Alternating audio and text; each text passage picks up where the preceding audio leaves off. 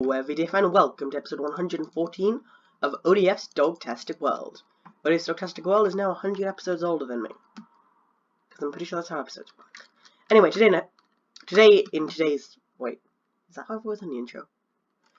Maybe it's just, today in ODF's Dogtastic World, yeah, I think that's it. Today in ODF's Dogtastic World, we are going to start by adding someone to the doghouse. If you're new, this is something we do at the start of every episode of ODF's Dogtastic World. Normally the starts are a bit more controlled than this.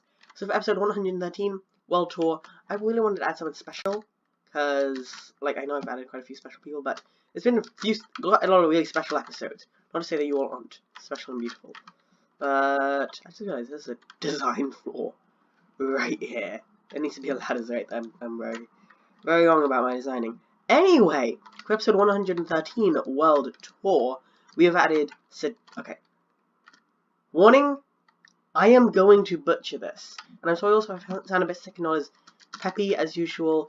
I've had a cold the last few days, and, well, I had to miss the last week of school, which is basically just, actually it's getting exams back and playing games for most of the teachers, so that was very, very annoying. But now school's officially over and we're out for the holidays, so I need to work on a very, very special other project starting tomorrow. You guys will know what that is. Anyway, back to butchering this name. Satoshi Tajiri, I think. Feel free to correct me in the comments down below. He is the creator of Pokemon, and I just want to thank him for making one of the greatest games ever. I need to add, like, we've done 113 episodes and I haven't had an added notch. Probably need to do that. Next World Tour we'll do that. I'm making a lot of promises for next World Tour. Anyway, quick side note, the World Download that was meant to come out last time, I couldn't do. I couldn't figure out how to. I'm still working on that. I will try to do it by the new year. If I can't, I know that's annoying and I'm very, very sorry. Anyway, today in ODF's Dogtastic World, we had the idea to start building kingdoms around the world a few episodes ago. Yeah, I think it was episode 110. So we've gone past that by quite a bit. So I wanted to do a little bit of grinding just to get up there and ready to make tons of this stuff. So for this kind of grinding, I already did it all. While I was sick, I couldn't talk, my voice was broken. It's still pretty messed up, but with the thanks of Lemsip and Rest, I managed to get it back mostly. Here we have 2 chests. In here, this is all the wood I got. That's right, I only mine spruce and dark oak trees, because they're easier to farm. Don't worry guys, my plan for today's episode is to, I have 2 stories to tell, I'm going to tell them both just while I chop down some trees, and then tell the other one while I go do some mining. And in here, we have everything I got from mining. 79 is my best haul ever. Bunch of redstone, a little bit of gold, tons of stone, andesite, and dirt, tons of cobble, and a sack and a half of iron. I'm going to leave this there for now, and I'm going to head over to the mine. That's where we'll start. I'll go ahead and slap down a few hours mining. Actually, wait, I can probably just walk and do this. We can walk and talk. So let's start with the first story. Because I can't remember what one of them is, we're going to start with my running story. 1 second. Need to drink Lemsip to say like it. You will die if you don't. Anyway, let's head down. I don't know why I always dig exclusively to the right. It just feels more productive to me. Oh wait, we've gone past where I meant to. 1, 2, 3, 4, right here. So, some of you may know, at the end of the school year last time, I found out that Sports Day, which is at the end of every year, the whole school competes in races and stuff, it's going to be my last ever Sports Day this year. We've already run into a problem, haven't we? And I was really sad to, like, what can I do? I'm just going to do with this. And so, I know that there's only one race that I'm any good at, and that is the 1 mile. So that's what I wanted to do as my big race thing. So I started training most days for it.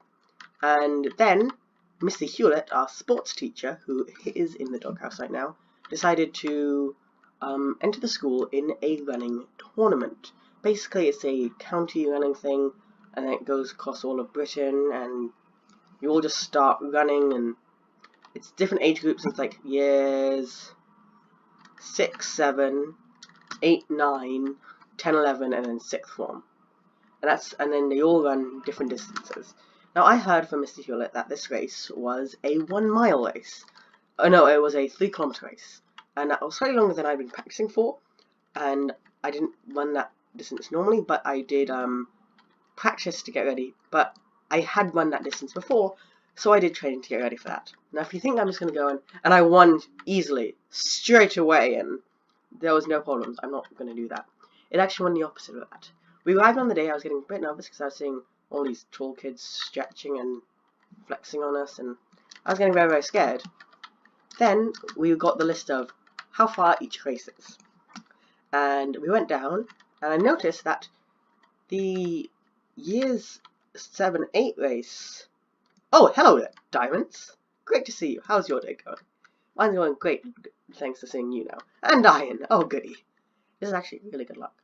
Better luck than my race was, because the year 7-8 was 2,900 meters. And I thought, wait, why did they have such a low thing if we're going to have 3,000 meters? And I went up, and year 8-9 had 3,500. And then I got to year 9-10. I mean 10-11. And I may have had a small heart attack when I read 5,000 meters. Further than I've ever run in one go in my entire life. And if you think that was bad, most of the course was uphill on rocky territory. I nearly had a heart attack, guys. But I was still gonna do it anyway. There was one other kid in my class doing this race with me. And oh yeah, I did mine here. Didn't see this iron though. Should be careful, there's probably lava around here. Lava? Oh yeah, hello. Should have bought a bucket of water. That probably would have been smart. But, okay, don't be lava. Thank you for not being lava. Okay, then let's mine you. Okay. I think that's all we're gonna risk. Anyway, so I got ready to run, and we set off. Oh, hello, Cole, I'm gonna grab you, because coal is useful. I really have enough stone, I'm just looking for better materials. Ah! So much lava. Not a big fan of this new game mechanic of lava everywhere. Anyway, going back to the story, which I keep getting distracted from. I always do this when I'm telling a story. I get distracted and scare myself after death. And hello, Redstone, great to see you too. But I started running the race, and I started off mid-back, basically, if we can picture where that is. I was nowhere near the front, but I also wasn't at the back. That wouldn't last very long. I dropped to the back. I was trying to keep my aim. I was fully aware that I was going to come last, because one of our friends who ran a lot said, somebody's always got to come last, and there's 3,000, like 80 people running. Not 3,080, just 80. So what are the odds that person who came last is going to be you? I knew as soon as they laid eyes on the other competitors, I was that person coming last. So we got ready to run. My aim, because I knew I was going to come last, I didn't want to be seen walking any of it, because I felt like if I went walking, then that would look even worse. I just wanted to run the whole distance, which I managed to do, mostly. But also, no one else, like, near me managed to run the entire distance. So I think I did a pretty good job. We started off and we had to start going straight up the hill, which was, as you can guess, very difficult. It was only about a 10-meter high hill, but it wasn't even that steep, to be honest. But it felt like I was running up Mount Everest. I kept running down it, and wait, did I get enough? Oh, I did get enough iron to Okay, I'll just continue with the story. I need to stop getting distracted.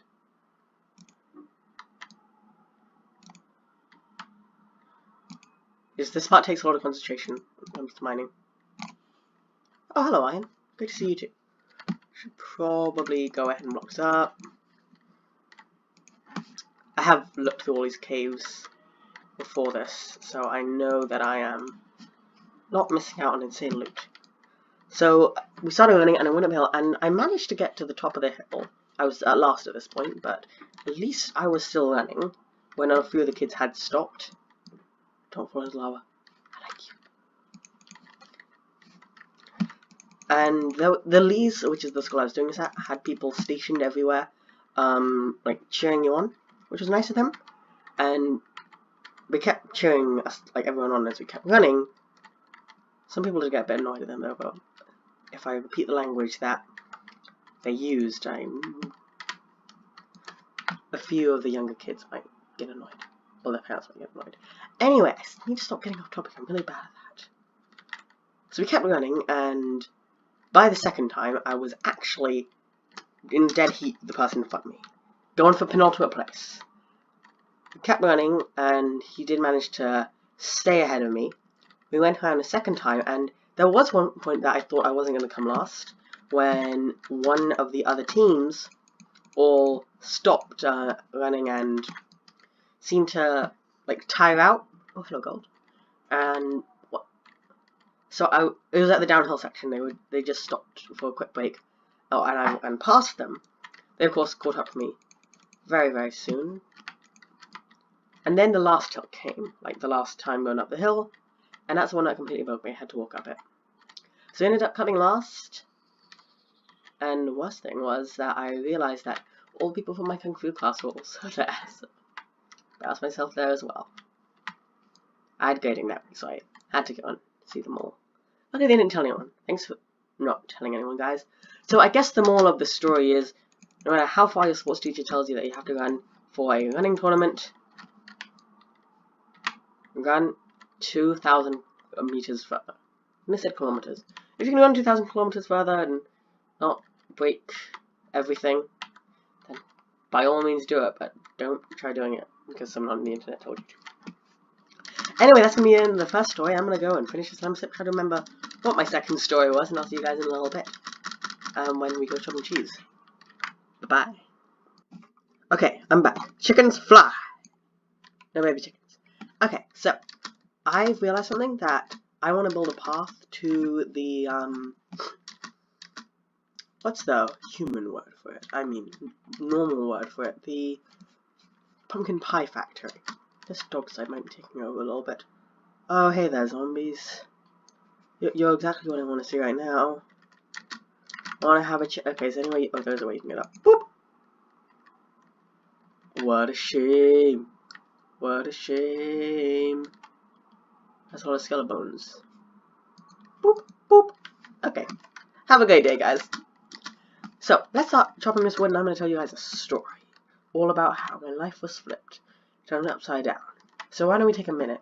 Just sit right there. I'll tell you how the dentist screwed up my teeth pretty much permanently, and I'm in incredible agony. So, a lot of you know I recently got braces. Well, not recently, 2016, maybe 2017. Maybe the braces are older than this channel. There's no real way of knowing. But in that time,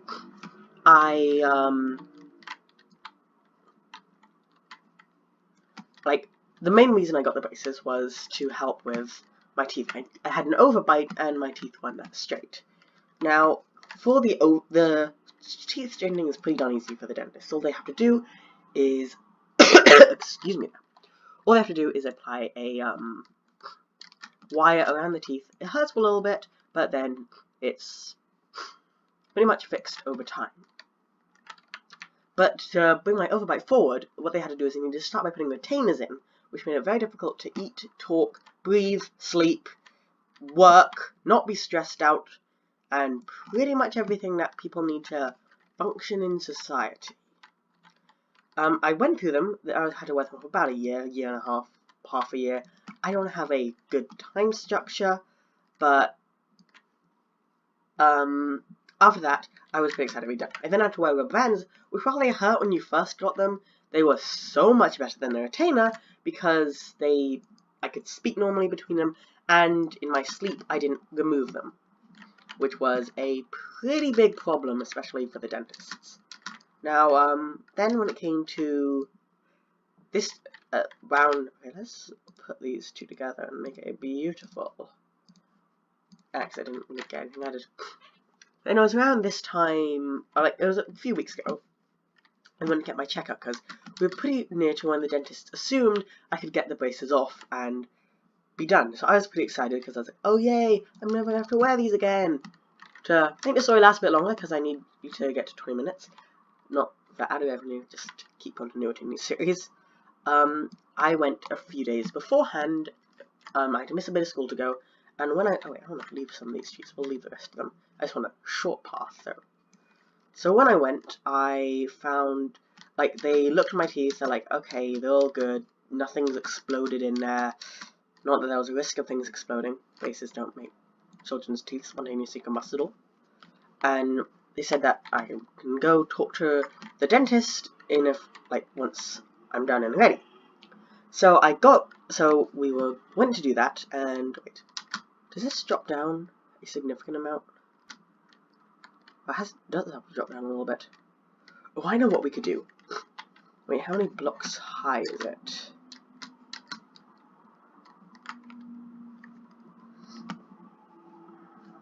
Okay, let's just break these trees and not worry about the other stuff. Anyway, so next week I went to the dentist, and I was sick that Monday. It was this Monday actually, so the last Monday, one before you saw this video, and he looked at the teeth and said, "Oh, you've had a growth spurt, haven't you?" And I have one taller. I'm now the second smallest person in the class, no longer the smallest. They ruthlessly make fun of me for that.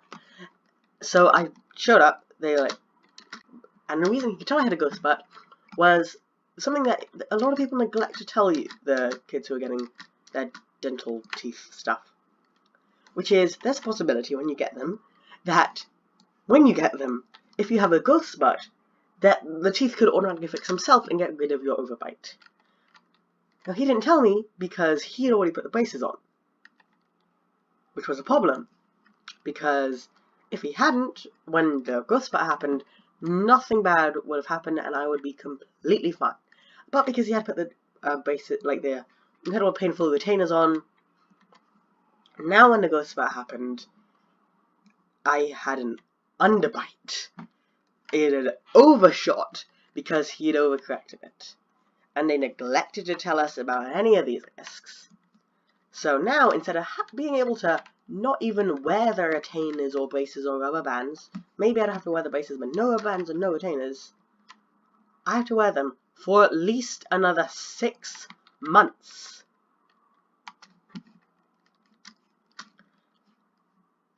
I was livid with them.